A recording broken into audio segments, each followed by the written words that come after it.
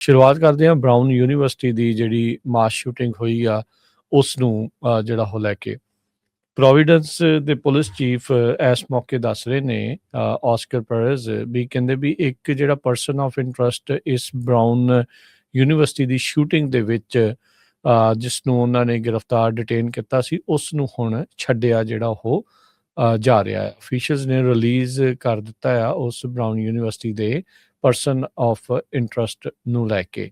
ਅਧਿਕਾਰੀਆਂ ਨੇ ਜਿਹੜੀ ਕਮਿਊਨਿਟੀ ਕੰਸਰਨਸ ਦੇ ਬਾਬਤ ਬਰੀਫਿੰਗ ਕਰਦੇ ਹੋਏ ਜਾਣਕਾਰੀ ਦਿੰਦੇ ਹੋਏ ਕਿਹਾ ਵੀ ਜਿਹੜਾ ਸਸਪੈਕਟ ਜਿਹੜਾ ਸ਼ਨੀਚਰਵਾਰ ਨੂੰ ਇਹ ਗੋਲੀਕਾਂਡ ਵਾਪਰਿਆ ਉਸ ਦੀ ਭਾਲ ਜਿਹੜੀ ਉਹ ਕੀਤੀ ਜਾ ਰਹੀ ਸੀ। ਉਸੇ ਦਰਮਿਆਨ ਹੀ ਇਸ ਨੂੰ ਗ੍ਰਿਫਤਾਰ ਕੀਤਾ ਜਿਹੜਾ ਹੋ ਗਿਆ ਸੀਗਾ। ਬਰਾਊਨ ਯੂਨੀਵਰਸਿਟੀ ਦੇ ਵਿੱਚ ਸ਼ਨੀਚਰਵਾਰ ਨੂੰ ਇਹ ਜਿਹੜੀ ਹਰਜੋਤ ਸਿੰਘ ਦੀ ਗੋਲੀਕਾਂਡ ਵਾਪਰਿਆ ਜਿਸ ਦੇ ਵਿੱਚ 2 ਜਾਣਿਆਂ ਦੀ ਮੌਤ ਹੋਈ ਆ ਤੇ 9 ਜਾਣੇ ਇਸ ਦੇ ਵਿੱਚ ਜ਼ਖਮੀ ਹੋਏ ਹੈਗੇ ਆ। ਸੋ ਬੜੀ ਮੰਦਭਾਗੀ ਹਰਜੋਤ ਸਿੰਘ ਜੀ ਇਹ ਘਟਨਾ ਆ ਵਾਪਰੀ ਹੈ ਬਰਾਊਨ ਯੂਨੀਵਰਸਿਟੀ ਦੀ ਜਿਹੜੀ ਸ਼ੂਟਿੰਗ ਆ ਉਸ ਨੂੰ ਜਿਹੜਾ ਉਹ ਲੈ ਕੇ ਹਾਲਾਤ ਅਜੇ ਵੀ ਜਿਹੜੇ ਆ ਕਹਿ ਲਓ ਵੀ ਬਾਰ-ਬਾਰ ਦੁਨੀਆ ਦੇ ਬਹੁਤ ਸਾਰੇ ਹਿੱਸਿਆਂ ਤੋਂ ਇੱਦਾਂ ਦੀਆਂ ਅਣਸੁਖਾਵੀਆਂ ਖਬਰਾਂ ਘਟਨਾਵਾਂ ਜਿਹੜੀਆਂ ਉਹ ਲਗਾਤਾਰ ਵਾਪਰ ਰਹੀਆਂ ਹੈਗੀਆਂ ਆ। ਸੋ ਕਹਿੰਦੇ ਵੀ ਬਰਾਊਨ ਯੂਨੀਵਰਸਿਟੀ ਦੇ ਜਿਹੜੇ ਸਟੂਡੈਂਟਸ ਆ ਉਹਨਾਂ ਨੂੰ ਅਲਰਟ ਕੀਤਾ ਗਿਆ ਕਈ ਵਾਰ, ਇੱਕ ਵਾਰੀ ਨਹੀਂ ਕਈ ਵਾਰ, ਲੌਕ ਕਰ ਲਓ ਡੋਰ,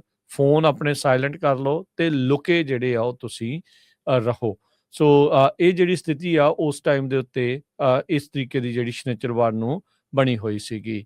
ਸਟੂਡੈਂਟ ਐਲਾ ਕੁੱਕ ਤੇ ਇੱਕ ਮੁਹੰਮਦ ਅਜ਼ੀਜ਼ ਉਹਨਾਂ ਦੀ ਇਸ ਗੋਲੀਕਾਂਡ ਦੇ ਵਿੱਚ ਮੌਤ ਹੋਈ ਆ। ਪ੍ਰੋਵੀਡੈਂਸ ਦੇ ਇਹ ਅਮਰੀਕਾ ਦੇ ਨਹੀਂ ਦੁਨੀਆ ਦਾ ਹੀ ਜਿਹੜਾ ਹਰਜੋਤ ਸਿੰਘ ਇੱਕ ਬਹੁਤ ਟੌਪ ਦਾ ਜਿਹੜਾ ਸਕੂਲ ਆ ਮੰਨਿਆ ਜਾਂਦਾ ਆ। Rhode Island Ivy League university ਇਹ ਆਉਂਦੀ ਆ ਤੇ ਉੱਥੇ ਇਹ ਗੋਲੀਕਾਂਡ ਜਿਹੜਾ ਉਹ ਵਾਪਰਦਾ ਆ। ਵਾਈਟ ਹਾਊਸ ਦੇ ਜਿਹੜੇ ਪ੍ਰੈਸ ਸਕੱਤਰ ਕੈਰੋਲਿਨ ਲੇਵਿਟ ਉਹਨਾਂ ਨੇ ਜਿਹੜਾ ਇਸ ਦੇ ਬਾਰੇ ਜਿਹੜਾ ਉਹ ਕਿਹਾ ਵੀ ਦੇਰ ਆਰ ਨੋ ਵਰਡਸ। ਕਹਿੰਦੇ ਵੀ ਅਸੀਂ ਉਹਨਾਂ ਦੇ ਪਰਿਵਾਰ ਤੇ ਉਹਨਾਂ ਦੇ ਦੋਸਤਾਂ ਦੇ ਨਾਲ ਉਹਨਾਂ ਬਾਰੇ ਜਿਹੜਾ ਅਸੀਂ ਸੋਚ ਰਹੇ ਹਾਂ ਵੀ ਪ੍ਰਮਾਤਮਾ ਉਹਨਾਂ ਨੂੰ ਬਲੈਸ ਕਰੇ, ਉਹਨਾਂ ਨੂੰ ਆਪਣਾ ਆਸ਼ੀਰਵਾਦ ਜਿਹੜਾ ਉਹਨਾਂ ਦੇ ਉੱਤੇ ਰੱਖੇ। ਉਜ਼ਬੇਕਿਸਤਾਨ ਨੈਸ਼ਨਲ ਸੀਗਾ ਜਿਹੜਾ ਦੂਸਰਾ ਸਟੂਡੈਂਟ ਜਿਸ ਦੀ ਮੌਤ ਜਿਹੜੀ ਉਹ ਹੋਈ ਆ।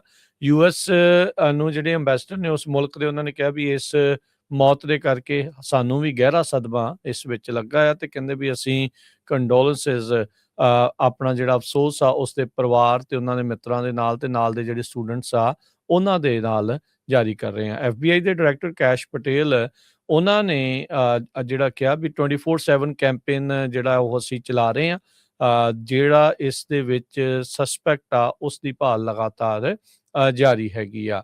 ਬਹੁਤ ਸਾਰੇ ਲੋਕ ਜਿਹੜਾ ਪਰਸਨ ਆਫ ਇੰਟਰਸਟ ਆ ਉਹਦਾ ਨਾਮ ਪਹਿਲੋਂ ਕਈਆਂ ਨੇ ਦੱਸਿਆ ਸੀ ਪਰ ਕਈਆਂ ਨੇ ਜਿਹੜਾ ਅਸੀਂ ਨਹੀਂ ਦੱਸਣਾ ਜਿਹੜਾ ਉਹ ਮੁਨਾਸਬ ਸਮਝਿਆ ਕਿਉਂਕਿ ਇਵੈਂਚੁਅਲੀ ਉਹ ਬੰਦਾ ਨਹੀਂ ਨਿਕਲਿਆ ਕਿਉਂਕਿ ਫਿਰ ਇੱਦਾਂ ਦੀ ਨਾਮ ਜੇ ਉਹ ਤੁਹਾਡੇ ਉੱਤੇ ਲੱਗ ਜਾਵੇ ਤਾਂ ਇੱਕ ਹਿਸਾਬ ਦੇ ਨਾਲ ਦਾਗ ਹੀ ਲੱਗ ਜਾਂਦਾ ਈਵਨ ਦੋ ਤੁਸੀਂ ਉਹ ਕੰਮ ਜਿਹੜਾ ਉਹ ਨਹੀਂ ਵੀ ਕੀਤਾ ਜਿਹੜਾ ਹੋਊਗਾ। ਸੇਮ ਥਿੰਗ ਹਰਜੋਤ ਸਿੰਘ ਜੀ ਵਾਪਰੀ ਸੀ ਚਾਰਲੀ ਕਰਕ ਦੀ ਅਸੈਸੀਨੇਸ਼ਨ ਤੋਂ ਬਾਅਦ ਦੇ ਵਿੱਚ ਵੀ ਉਹਨਾਂ ਨੇ ਪਹਿਲਾਂ ਇੱਕ ਬੰਦਾ ਜਿਹੜਾ ਉਹ ਗ੍ਰਿਫਤਾਰ ਕਰ ਲਿਆ ਸੀ। ਉਹਦੀ ਤਸਵੀਰ ਉਸ ਇੱਕ ਬਜ਼ੁਰਗ ਜਿਹਦੀ ਬਹੁਤ ਦੁਨੀਆ ਭਰ ਦੇ ਵਿੱਚ ਜਿਹੜੀ ਉਹ ਘੁੰਮੀ, ਨਾਮ ਘੁੰਮਿਆ ਪਰ ਇਵੈਂਚੁਅਲੀ ਪਤਾ ਲੱਗਾ ਵੀ ਨਹੀਂ ਉਹ ਉਸ ਦਾ ਇਸ ਦੇ ਨਾਲ ਕੋਈ ਲੈਣਾ ਦੇਣਾ ਨਹੀਂ ਜਿਹੜਾ ਉਹ ਸੀਗਾ।